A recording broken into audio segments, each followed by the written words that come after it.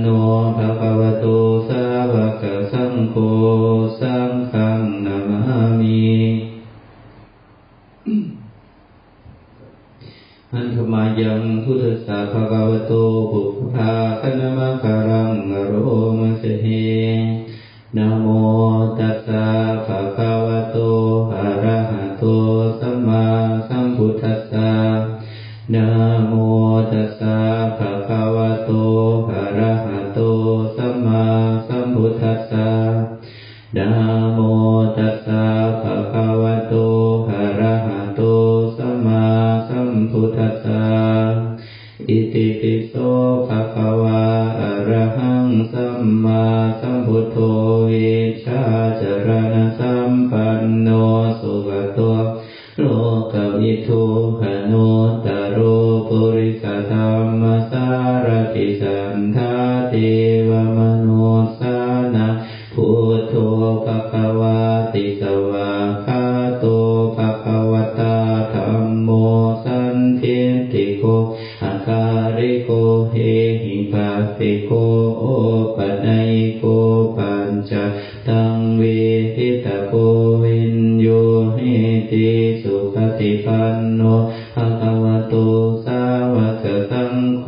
อุชุวติปันโนภะคะวะโตสาวกสังโฆญาญาปฏิปันโนภะคะวะโตสาวกสังโฆสามิสิปฏิปันโนภะคะวะโตสาวกสังโฆญาติตังจัตตาริปุริสายุคานิอันธาปุริสาบุคลาเอสะภะคะวะโตสาวกสังโฆอาหุเนยโยปาหุเนยโยทักขิเนยโยอัญชลิกรณิโยอนุตตรปุญญเกตังโลกันสหัสติ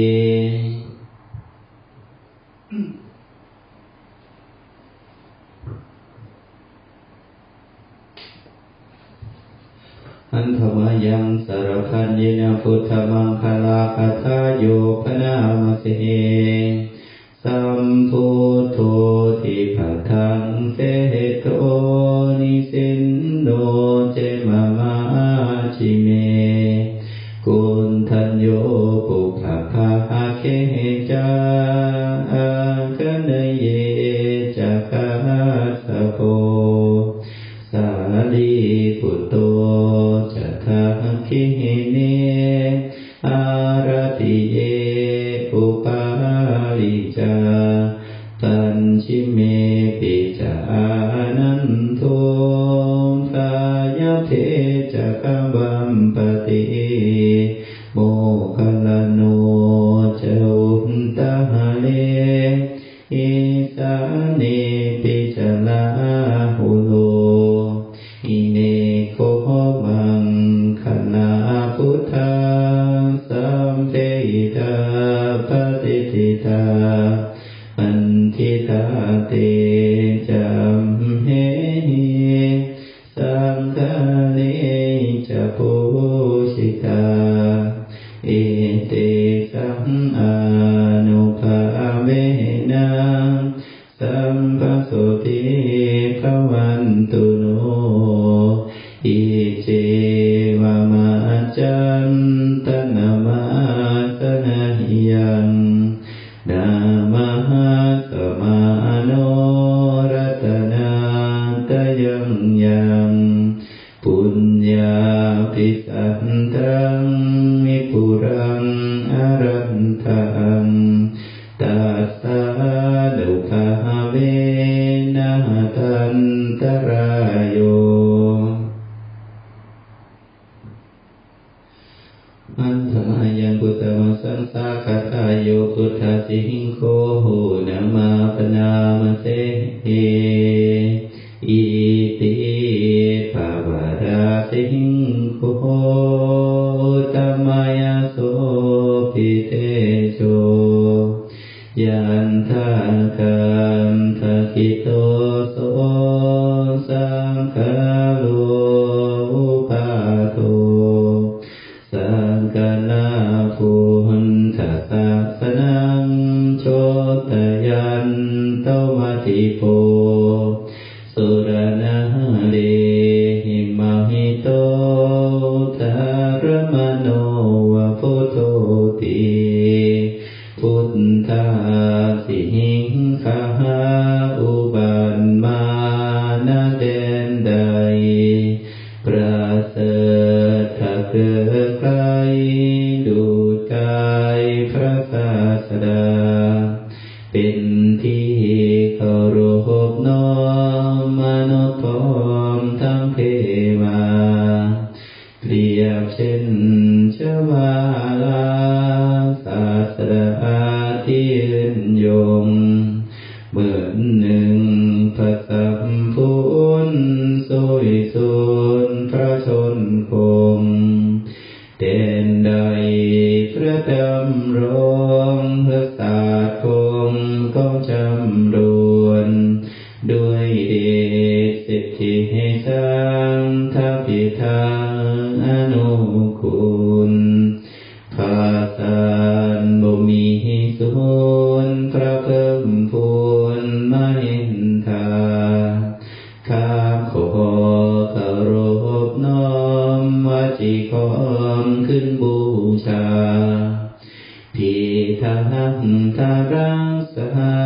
พระศาสนามาตลอดกาลปวงข้าจะประกาศพุทธศาสนาในไพศาลขอพระพิบา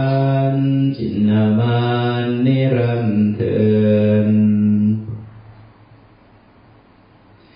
อันขมายังมุทิสนาติคณคาทายโยคณามาเสเหอิมินาปุญญากรรมเมนาด้วยบุญนี้อุทิศให้อุปัชฌายาคุณุตตราอุปัชฌาย์ผู้เลิศคุณอาจาริอุปการาจารย์อาจารย์ผู้เกื้อหนุนมาตาปิตาจายาตากาทั้งพ่อแม่และพวงญาติสุริโยจันติมาลาชาสุจันและราชาคุณาวันตานาราปิจาผู้ทรงคุณหรือสูงชานพระมาลาจาอินทาจา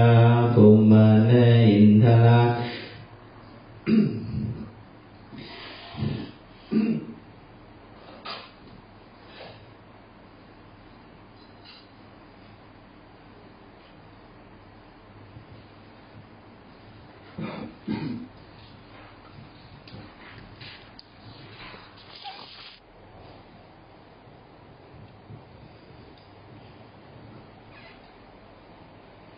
โลกาภาลาจะเทวตาทั้งถวยเทพแต่โลกาภาลยาโมมิตามนุสสาจายุมรามนุนมี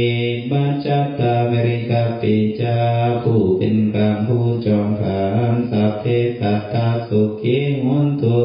ขอให้เป็นสุขสันต์ทุกทวนหน้าอย่าทุกทนปุญญานิปักขัปปานิเมบุญผวงที่ข้าทำจงช่วยอำนวยสุภาพจน์สุขังจันติเมทังเด่นตัวสุขสัมอย่างล้นคิดพังปาเบกาโวมาตังให้รู้ถึงนิพพานพัดอิมินาปุญญากรรมเมนา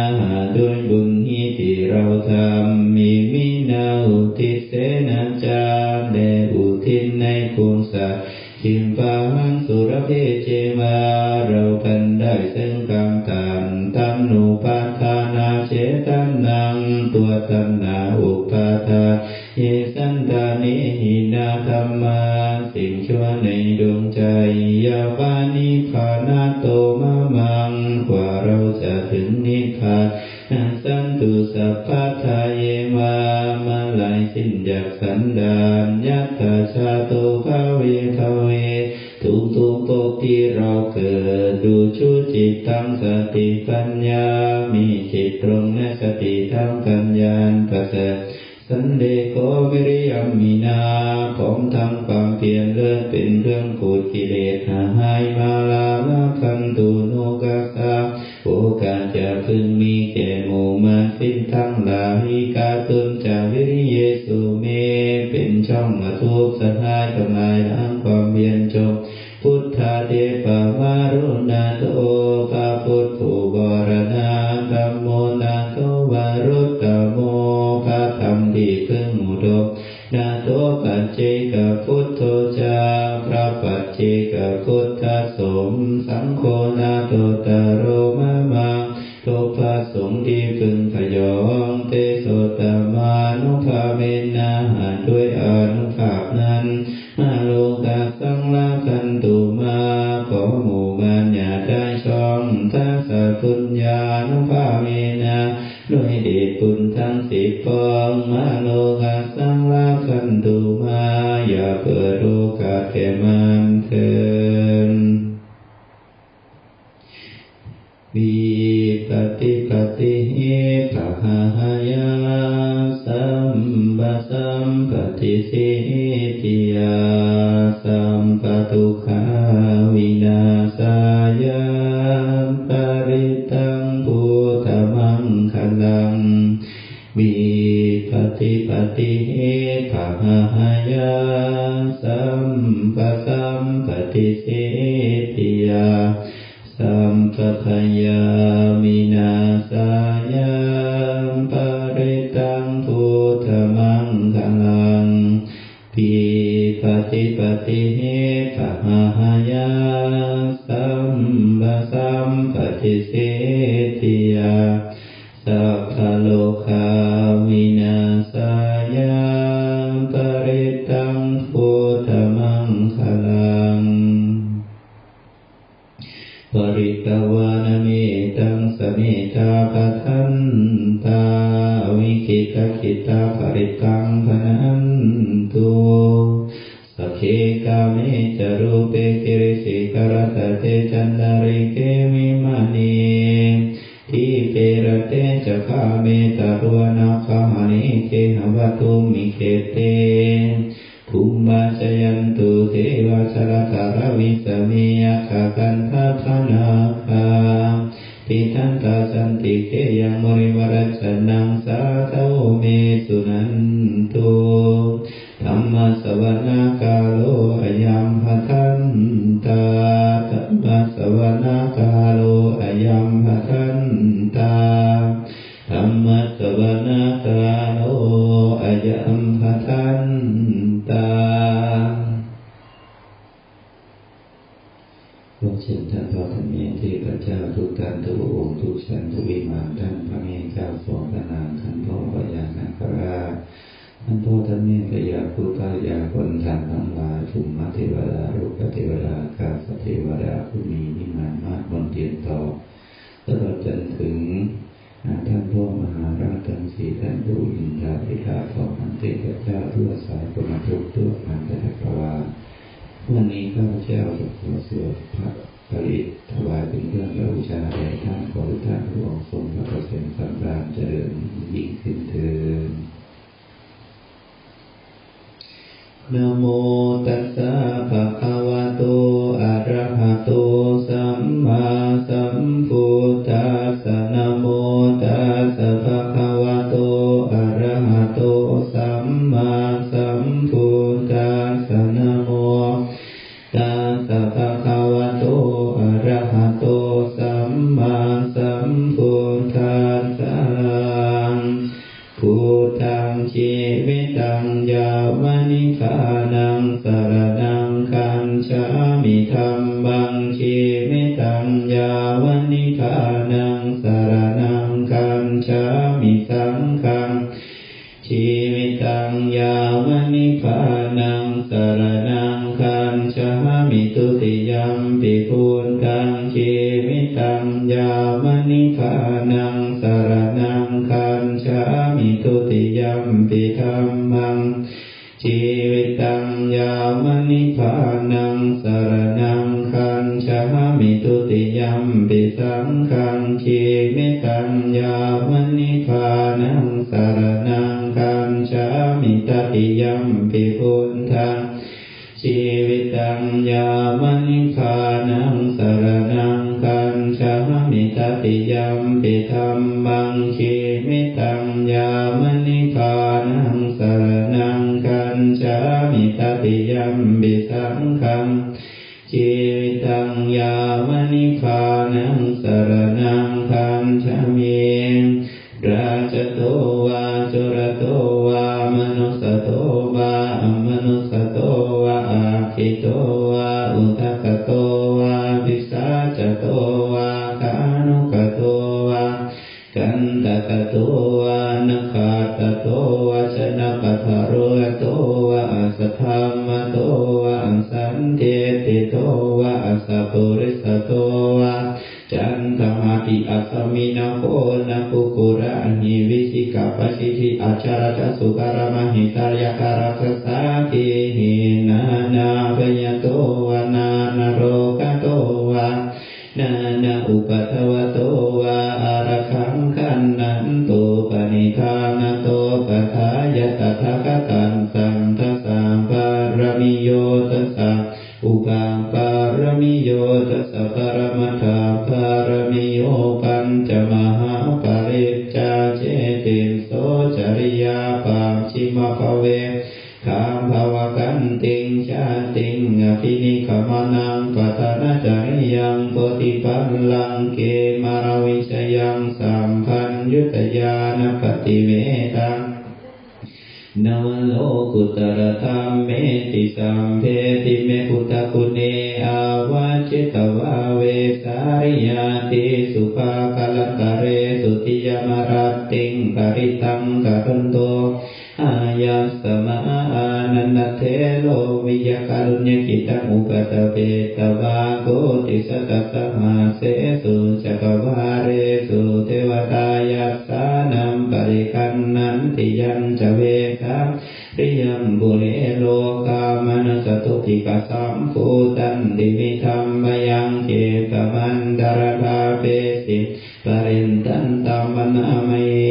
ยานิตาภูตานิสมปันตานิภูมานิวายานิวันดาริงเขสัมเบวภูตาสุมนาภวันตุอโตปิสังกันจาสุนันตุภาสิตังทัสมัยภูตานิสามินะสัมเพเมตังกโรธรรมโนสิยาปัจจายติมัจจารันโตจารันติเยตะเองตัสมาหิเนราคาถาปมันตายังคินเกเมตังอิทวะหุรังวาสังเกสุอายังรัตนังปณิตังนาโนสมะอันทินาทาคเตนะอิทวิปุนเทรัตนังปณิตังเยเตนะสันเจนะสุวันติโหตุกยเมราคังอมตังปณิตังยตาจักสะกยโมนิสมัยโตนาเตนะธัมเมนะสมาธิเกณเกทัมปิธัมเมรัตนังปณิตังเยเตนะสันเจนะสุวันติโหตุยัมบุรเสโตปริวันนะเยสุเจสมาธิมานันตริกัญญมาหุสมาธินาเตนะสมุนาวิชติอิทัปปิธัมเมรัตนังปณิตังเอเตนะสัญเจนะสุวันติโหตุเยบุคลาอัตถะตังวสันทาจันตาริเอตานิยุกานิโหติเตตาคินัยยาสุขตัสสาวกะเอเตสุทินนานิมาภารานิธรรมิสังเครัตนังปณิตังเยเตนะสัญเจนะสุวันติโหตุเยสุปโยนตามนัสสาธาเทนะเนกามิโนโกตมศาสนามิเตปันติปัตตาอมตังนิกายหารันธามุทานิปุติคุณชมานัยธรรมิสังเครัตนังปณิตังเอเตนะสัญเจนะสุวันติโหตุยะปินนาเคโรปะทวิงสิโตสิยะจตุทิวาเตปิยสัมปะกัมบิโยตถุปะมะสัมบุริสังวทามิโยอริยสัจจานิยเวชปันสติธรรมิสังเครัตนังปณิตังเยเตนะสัญเจนะสุวันติโหตุเยอริยสัจจานิวิภวยันติคัมปิระปัญเยนะสุเทสิตานิจินจาปิเตโหติบุสปมันตานะเตภวังอันธรรมมติยันติธรรมิสังเครัตนังปณิตังเยเตนะสัญเจนะสุวันติโหตุสหวัสสะสัมปทายตายะตุธัมมะจหิตาภวันติส สังกายทิฏฐิวิกิกิจิตัญจศีรปตังยับศีรปตังวาปิยทัติเกณจิยตุหาภาเยจะวิปโมตโตยะมิธานานิอาภัมโภกาโตอิตามิสังเคระตนังวนิตังเยเตนะสันเจนะสุวันติโหตุกินจาวิโสกัมบังกโรติภาปะกังกายนวาจายุจจิตสาวะอภาโพโสตัสสะปฏิจจทายะอภปตาติสัพพะสบุญไตนะมิสังเคระตนังปณิตังเอเตนะสันเจนะสุอันติโหตุปนะปะพุมเทยะถาภูสิตังเกกิมหามนเสปะธรรมะสมิคิมเมตตุปะมังธัมมวรังอเทสยินิพนาคามิงปรมังหิตายะอิตามิพุทเทระตนังปณิตังเอเตนะสันเจนะสุอันติโหตุวารวรัญโยวนะโทวลาหะโรอนุตตโรธัมมวรังอเทสยิอิตามิพุทเทระตนังปณิตังเอเตนะสันเจนะสุอันติโหตุขีนังปุรานังนวังนาติสัพพะวิรตกินตายติเกโพสมิงเตจินพิชาอวิรุณิชันทานิพานติเทรายทายัมมติโพยธมิสังเคระตนังปณิตังเอเตนะสันเจนะสุอันติโหตุยานิดาภูตานิสมคตานิภูมานิวายานิวันดาริงเขตตากตังเอวมนุสปุจิตังพุทธนาวัสสามสุวันติโหตุยานิดาภูตานิสมคตานิภูมานิวายานิวันดาริงเขตตากตังเทวมนุสปุจิตังธัมมังนามัสสามสุวันติโหตุยานิดาภูตานิสมคตานิภูมานิวายานิวันดาริงเขตตากตังเทวมนุสปุจิตังสังฆนามัสสามสุวันติโหตุยัสสานุภาวะโตยัคขานิมัสเสนติภิงสนังยามิเจวโนยุนจันโตรันตินิปมตันนิโตสุขังสุปฏิสุตจักขาตังกินกินะปัสสติเอวมาภิกุโนเปตังบริตกันตัมพนามะเอ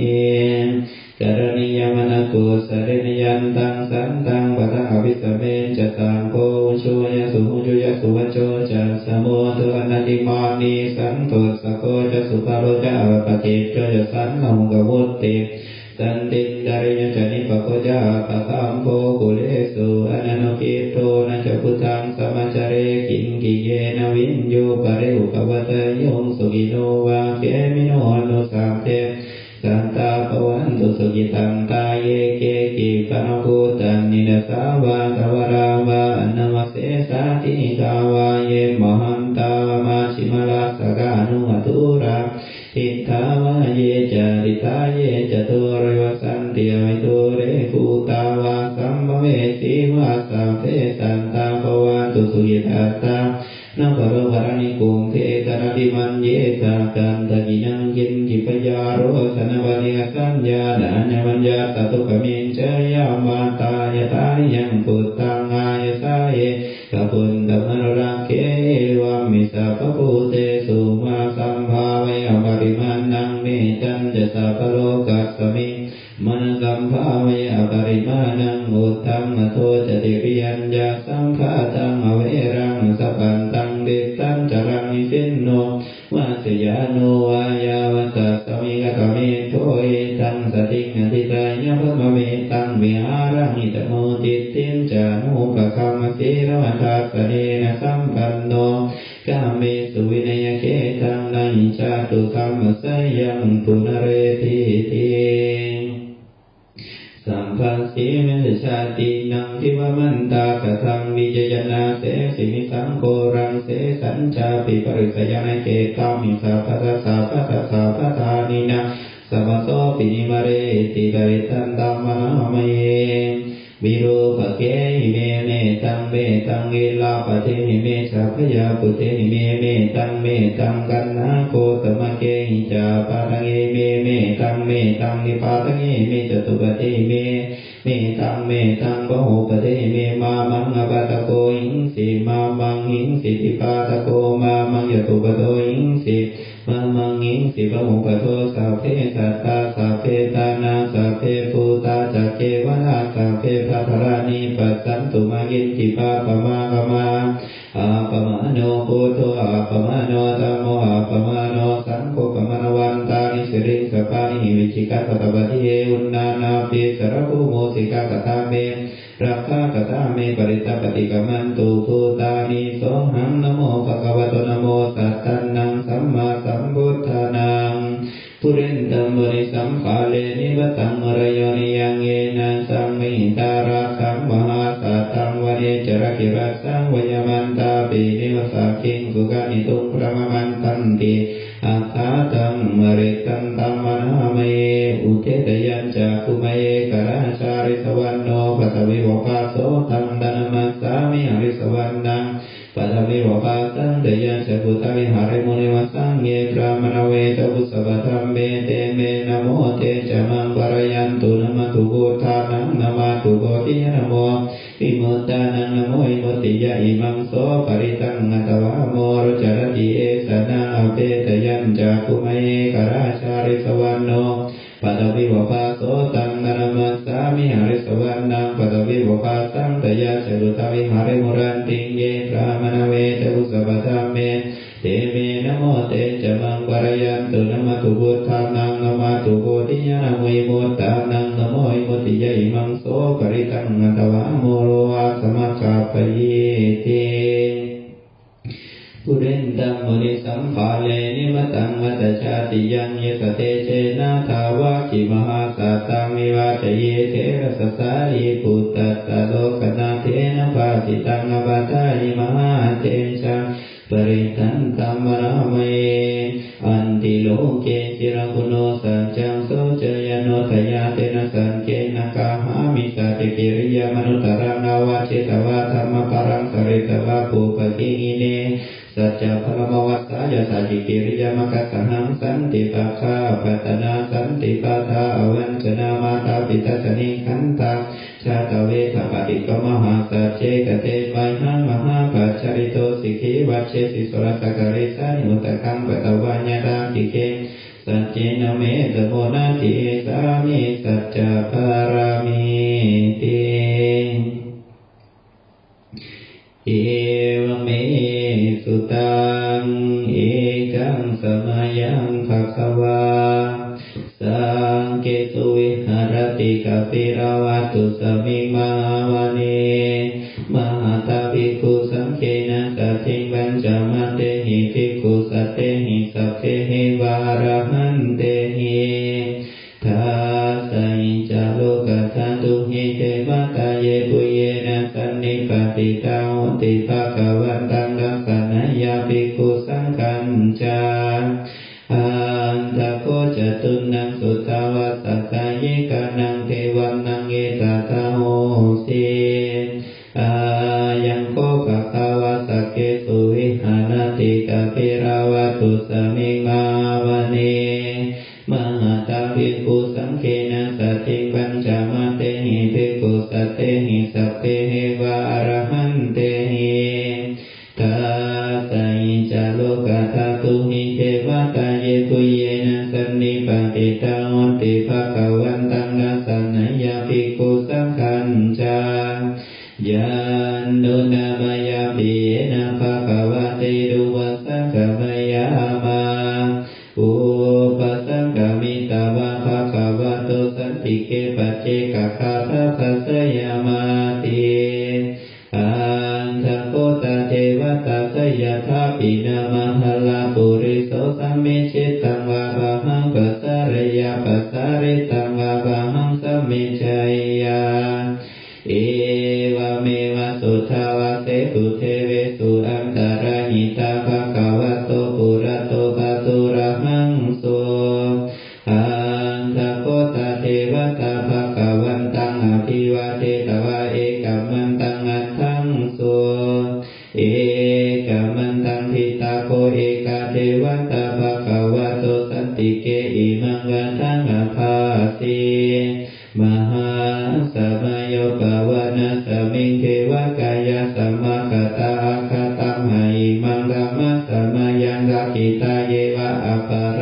ตัสสังคันติอันทโกอะปาราเทมะตาภะคะวะโตสันติเกอิมังอะทังอะคาสิตันตะลาภิกขโวสัมมาทังหังสุจิตตังอัตตโนโอโชกมะกังสุสารติวานิตานิกะหิตวะอินทาริยานิรักขันติปันติตาติอันทโกอะปาลาเทมะตาภะคะวะโตสันติเกหิมังกะทังอะภาสิเจตวะจิรังเจตวะปาริกังอินทาคิลังโอหัจจามณิชาเตจารันติสุทธาวิมลาจักขุมะกะสุขันตาสุสุนาคาติอันทโกอะปาลาเทมะตาภะคะวะโตสันติเกอิมังกะทังอะคาสิเยเกกิพุทธัสสะระนังอัตตาเสนะเตกามิสันติอาปายะโคมิปะหายามนุสังเทหังเทวกายังปาริปุเรสันติติอัตถโกภะคะวะภิกขุอามันเตสิเยทุเยนะภิกขเวทัสสะสุโลกธาตุสุเทวทัสสันนิปติตาวันติตถาคตังดัสสนายาภิกขุสังฆัญจาเยปิเตทิคาเวอะหิสุงติธรรมทานังอรหันโตสัมมาสัมพุทธาเตสัมปิภะคะวันตานังเอตาปรมาเยวะเทวทัสสันนิปติตาเหสุงเสยยะถาปิไมหังเอตาระหิเยปิเตทิคาเวภวิสันติอนาคตมัทานังอรหันโตสัมมาสัมพุทธาเตสัมปิภะคะวันตานังเอตาปรมาเยวะเทวทัสสันนิปติตาภวิสันติเสยยะถาปิไมหังเอตาระหิอาจิกิสามิภิกขเวเทวกายานังนามานิกิเตสามิภิกขเวเทวกายานังนามานิเทสิสามิภิกขเวเทวกายานังนามานิตังสุนัสสะทุกขมนัสสิกโรธาภาสิสามิติเอวัมพันเตติโคเตภิกขุภควโตปัจจัสโสสุงภะคะวะเอตถะโวจาสีโลกมนุสกัสสามิยะถาภูมิบันตันทัสสิตาเยสิตังกิรกังภารังปะหิตัตถะสมาหิตาปุถุสิหาวสันลินาโลมาหังอภิสัมปุโนอุทาตมนัสสะสุนทาวิปัสสนมนามิลาพิญโยปัญจสเตยตวาวันนิกาปิราวัฏเวตาโตอามันตเยสันทาสาวะเกสาสเรระเตเทวกายาภิกันธาเตมิชนาภภิกขโวเตจาตาปมะกรุงสุตตวะพุทธศาสนังเตสัมปะตุระโหยานังอมนุสสานังทัสสนังอัมเปเกสาตมันทังคุงสาหัสหัสสัตตลิงสาตังเอเกสหัสสานังอมนุสสานังมัทธสุงอัมเปเกนันตมังคังคุงเดสาสัพพาหุตาหง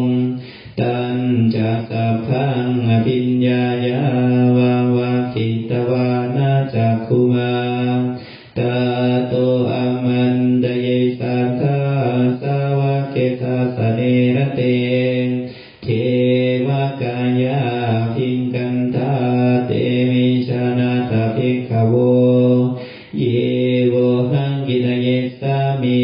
กิลเหอนุโปกโสสันตัสสะหัสสะวายาคาภูมาคาปิราวันทวาอิติมันโตชุติมันโตวนาวันโตยังสัพพิโนโมทัมมานา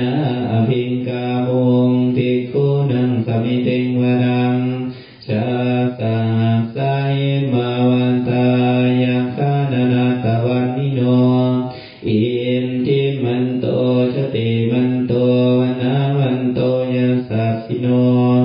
โมธัมมานาอภิงกาโมงภิกขุดังสมิติงวานังสัตตกิราติสาสายาคานานาตวันนิโนอินทิมันโตชุติมันโตวันนาวันโตยัสสะสิโนโมธัมมานาภิงกาโมงภิกขุดังสมิติงวานังอินเจเตโสรัสสะสหัสสายาคานานาตวันนิโนอิทธิมันโตชติมันโตวันนาวันโตยัสสะสิโนโมธัมมานาอภิงกาโมงภิกขุดังสมิติงวานังเวสามิตาวัญจสันตายาคานานาตวันนิโนอิทธิมันโตชติมันโตวันนาวันโตยัสสะสิโนโมธัมมานาอภิงกาโมงภิกขุดังสมิติงวานังกุมพิโรราชังคาอิโกเวปุลัสสานิเวสนังทิโยนังสัตตสหัสสังยัคขานังปะยิรุกาสเดกุมพิโรราชังคาอิโกโสปะภะสามิติงวานังปุริมันจาริสังราชาทาตาลันโทปัสสะสติปันธัมภานังอธิปาติมหาราชายสัสสิโสพุทธปิตัสสะภะคะโวอินทานามามหาภลาอิทธิมันโตชุติมันโตวันนาวันโตยัสสะสิโนโมธัมมานาอภิงกาโมงภิกขุดังสามิติงวานังทังคินัญจาริสังราชาวิโลลหะตาปัสสะสติกุมพันธานังอธิปาติมหาราชายสัสสิโสพุทธปิตัสสะภะคะโวอินทานามามหาภลาอิทธิมันโตชติมันโตวันนาวันโตยัสสะสิโนโมธัมมานาภิกขาโมงภิกขุดังสามิติงวานังปัญจิมัญจาริสังราชาวิลูปะโคปัสสะสตินาคานังอธิปันติมหาราชายสัสสิโสพุทธปิตัสสะภะคะโวอินทานามามหาภลาอิทธิมันโตชติมันโตวันนาวันโตยัสสะสิโนโมธัมมานาภิกขาโมงภิกขุดังสามิติงวานังอุตตรัญจาริสังราชา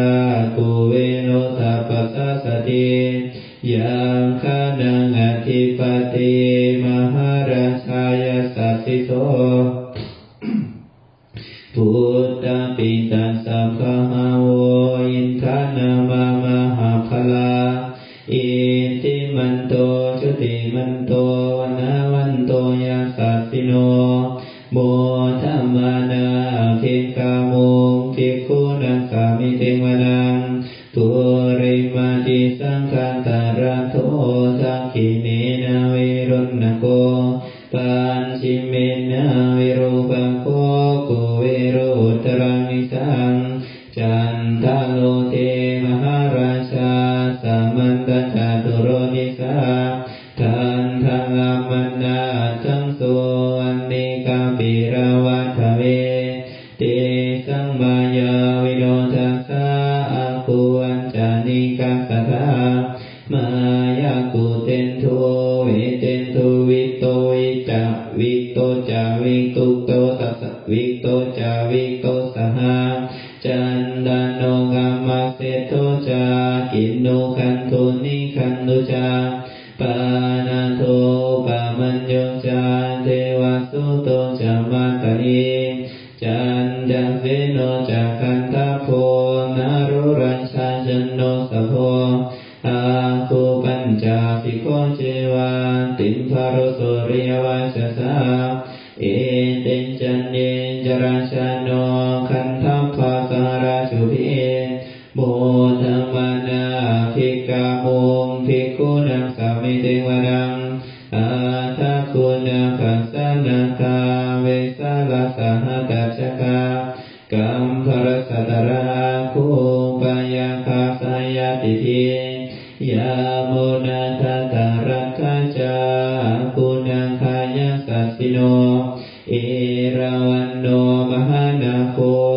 ปะคาสามิเตวนัง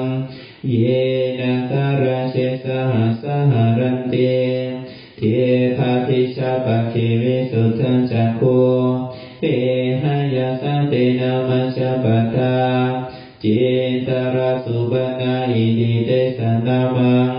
อาคายตัทานาคารัญชนะมัสสิสุปนาเตเขมามากสิพุทโธสันหายิวาจาอุปวะหายันตานาคาสุปนาสรมกังสุพุทธังจิตาวชิรหัตเทนะสมุทังอสุรักสิตาภันตโลสวัสเสติอิติมันโตยัสสะสิโนการะกัญจมหาภิสมาอสุรธานาเวคัสสะเวปจิตติสุจิตติจาปะหาราตุนมุจิสหาสัตตัญชปริปุตตานังสัพเพเวโลจันนามกาสันดาหิตวะภลิงเสนังละหุพัตตมุปะขมุงสามโยธานิพัทธันเตภิกขุดังสามิเตวะนังอาปุจจเทวะปัฏฐาวิจาเตโชวายโยตัทธาขมุงวรุณาวรุณาเทวะโสโมจยัสสะสะสะเมตตากรุณากายิกาคุเทวายัสสะสิโนทัสเสเตทัสสะกายาสัพเพนานาตาวันนิโนอิติมันโตชุติมันโตนาวันโตยัสสะสิโนโมธัมมานะอภิกาโมภิกขุดังสามิเตวนัง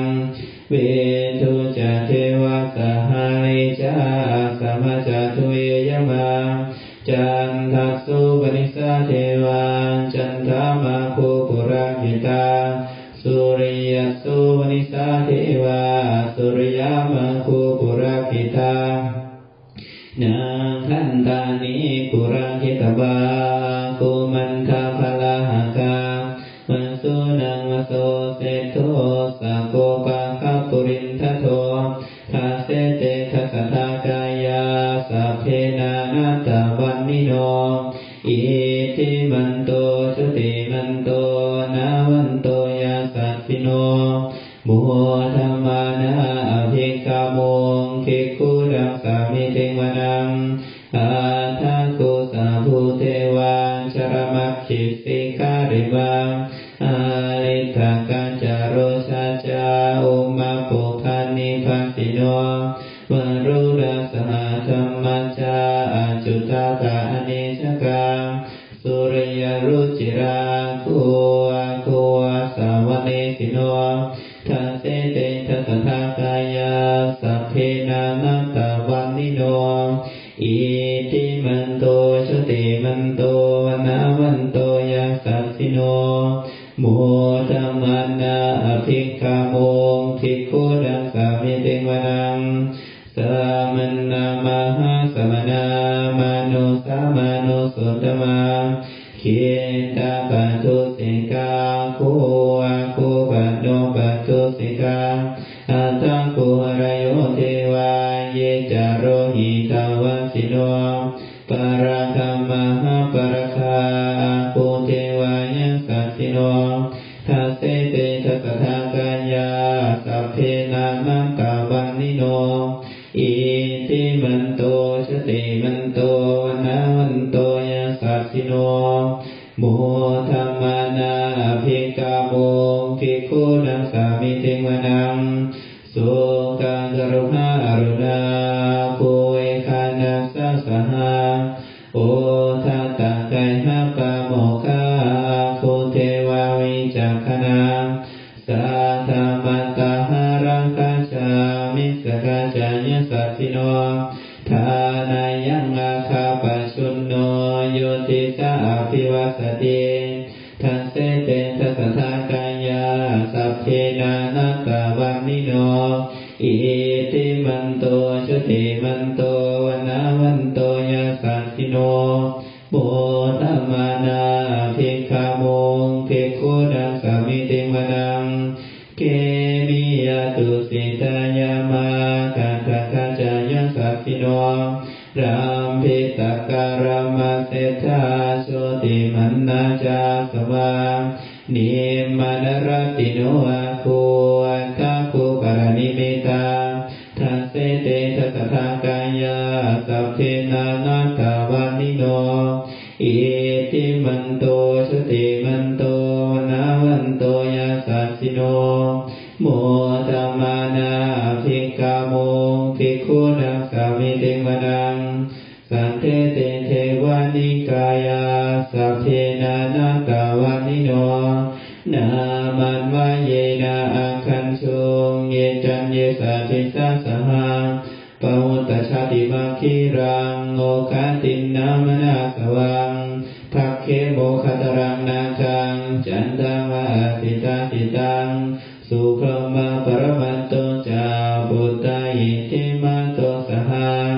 สันนังกุมารโลติโสจาโสปังคาสามิติวนัง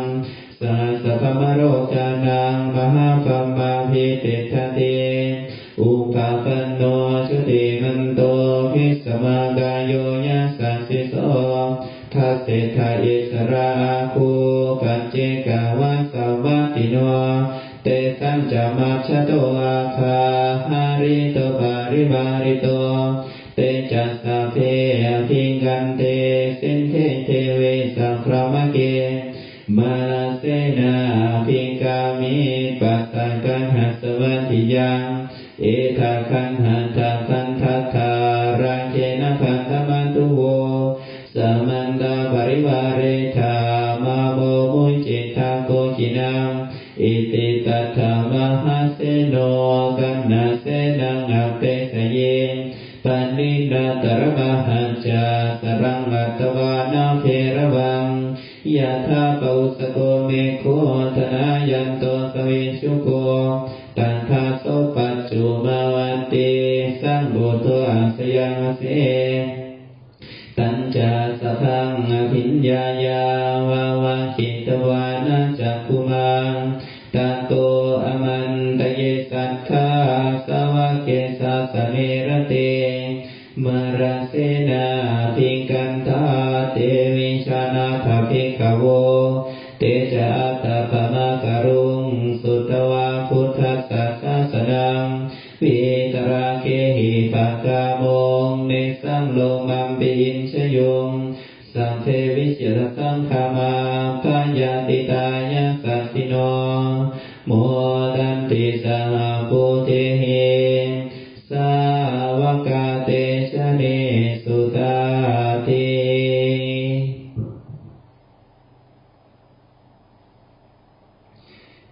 อันทิอุณหิสวิชโยธัมโมโลเกอนุตตโรสัพพสันติตัทธายตังกบังกันหาหิเทวเตปริวันเชลาจรันเทมนุเสหิภามังเกตยังคินดังเทวิเสหุเตอาคาลมาลานินวาสัมภัสสมามรณะมุโตทะเปตวะกรมาลิตังดัสเสวานุภาเวนะตุเตโวสุขิสตาสุนติลังสมาดายะธรรมะสุจริตังยะเลตัสเสวานุภาเวนะตุเตโวสุขิสตาริติตังอินิตังบูชังกรณวาจานังกัลุงกะเลสังเทศนังสุตวาตัสสะโยภวัชติติ